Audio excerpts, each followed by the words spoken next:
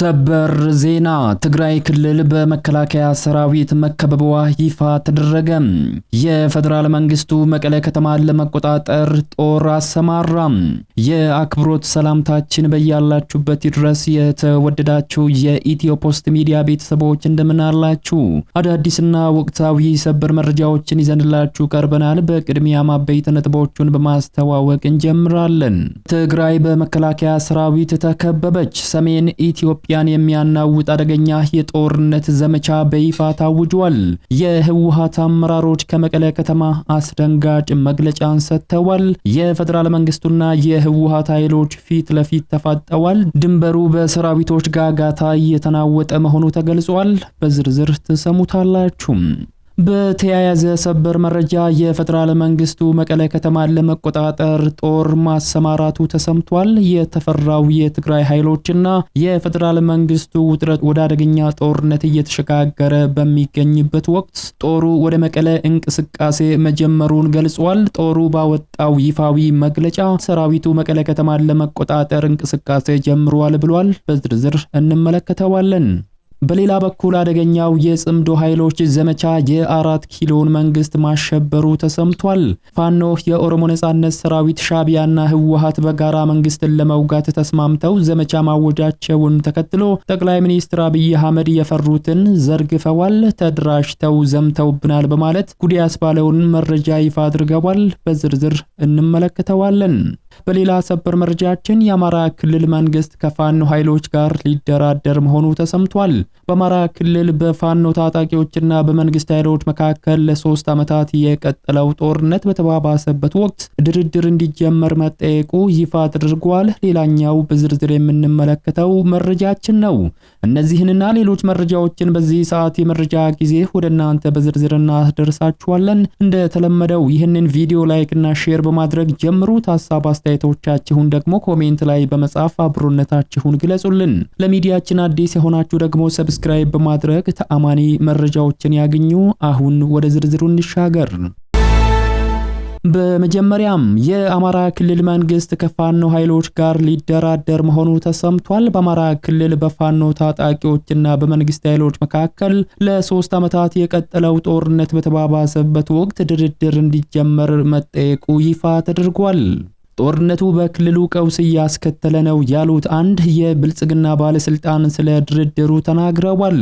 በአማራ ክልል በቀጠለው አውዳሚ ግጭትና አለመረጋጋት መዋቅር ውስጥ ህፃናት ላይ የሚፈጸመው ሰብአዊ ጥቃት ወደ አሰቃቂ ምዕራፍ መሸጋገሩም ይፋ ተደርጓል። የክልሉ ፕሬዝዳንት አቶ አረጋ ከበደ የክልሉን የ2018 በጀት ዓመት የዕቅድ አፈጻጸም ሪፖርት ለክልሉ ምክር ቤት ባቀረቡበት ወቅት በግጭትና በወቅታዊ ሁኔታ ውስጥ በርካታ ህፃናት መደፈራቸውንና የ900 ህፃናት ያስገድዶ መድፈር ጥቃት ጉዳይ በችሎት መታየቱን በይፋ አረጋግጠዋል። ይህ ይፋዊ መግለጫ የግጭቱን አስከፊ ሰብአዊ ዋጋና በተለይም አቅመ ደካማ የሆኑ ህፃናት ላይ እየደረሰ ያለውን የሰብአዊ መብት ረገጣ እጅግ አሳሳቢነቱን ያመለክታል።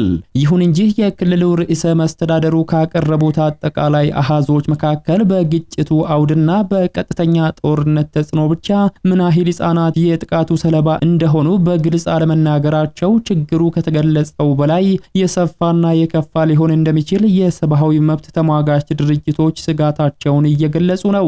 በጦርነት ቀጠናዎች ውስጥ የሚፈጸሙ የጾታ ተኮር ጥቃቶች ወንጀሎች ሪፖርት ሳይደረጉ የሚቀሩት ጉዳዮች እጅግ እልፍ መሆናቸው የሚታወቅ ነው።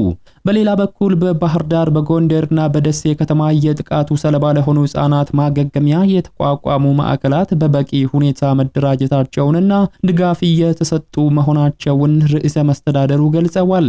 ቢሆንም የደረሰው ጥልቅ ማህበራዊ የጤናና የስነ ልቦና ጉዳትን ለመቋቋም የተዘረጋው መዋቅር አሁን ባለው የአገሪቱና የክልሉ አስቸጋሪ የጸጥታ ሁኔታ ውስጥ ምን ያህል አቅም አለው የሚለው ጥያቄን ፈጥሯል።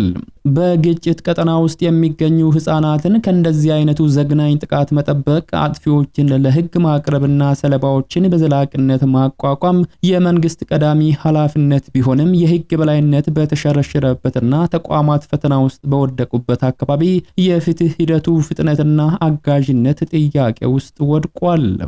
ይህ በእንዲህ እንዳለ የክልሉ ምክር ቤት በበኩሉ በአማራ ክልል ያለው ግጭት የመልማትን አቅም እየጎዳ በመሆኑ ከታጣቂ ኃይሎች ጋር ድርድር ተካሂዶ ችግሮች በውይይት መፈታት አለባቸው ሲል አሳስቧል።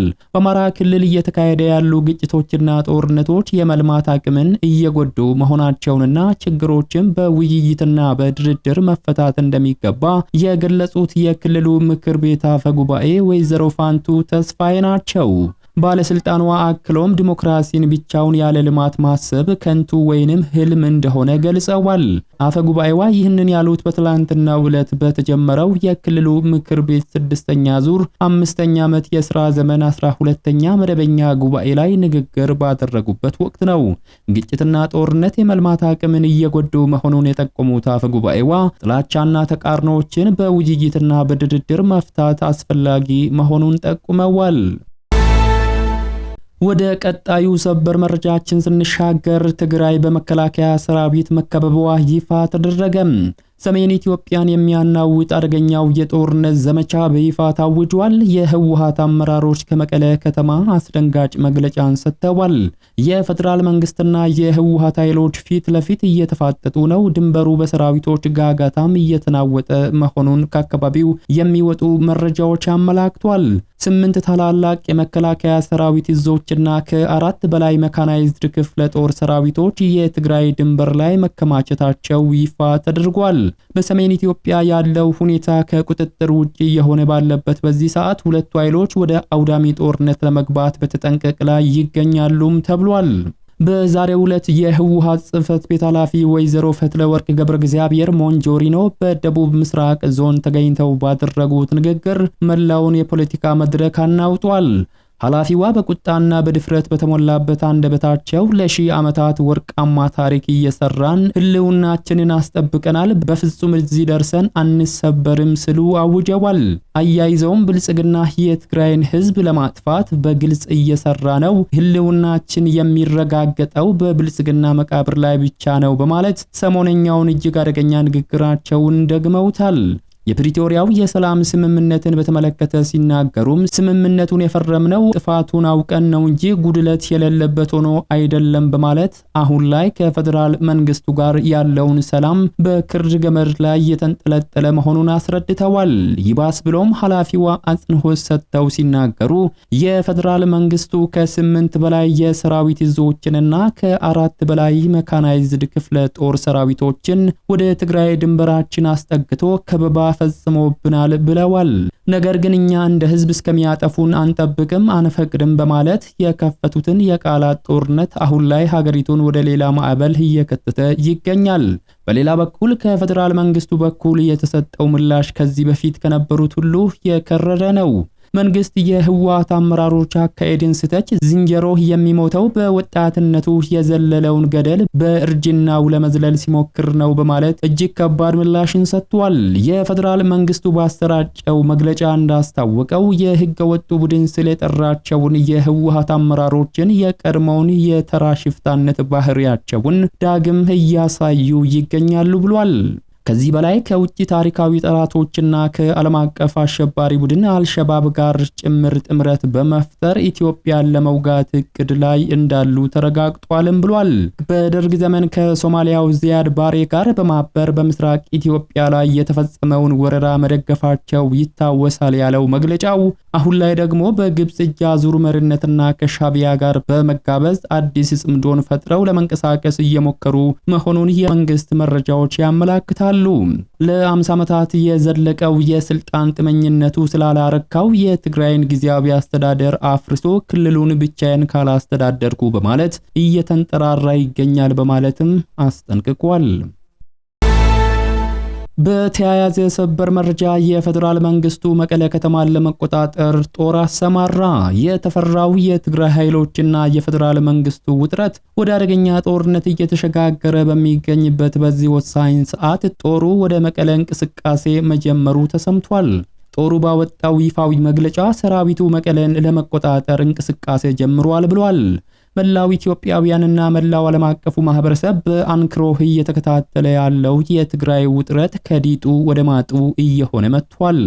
በፌደራል መንግስቱ እንደሚደገፍ የሚነገርለትና ራሱን የትግራይ ሰላም ኃይል ብሎ የሚጠራው ታጣቂ ቡድን መቀለ ከተማን በቁጥጥር ስር ለማድረግ አቋራጭ ወታደራዊ እንቅስቃሴ መጀመሩ ተረጋግጧል። ይህ እንቅስቃሴ ከዚህ በፊት ከነበረው እጅግ የከረረና ሰራዊቱ በከባድ መሳሪያዎች የታጀበ መሆኑን ከስፍራው የደረሱን መረጃዎች አመላክቷል።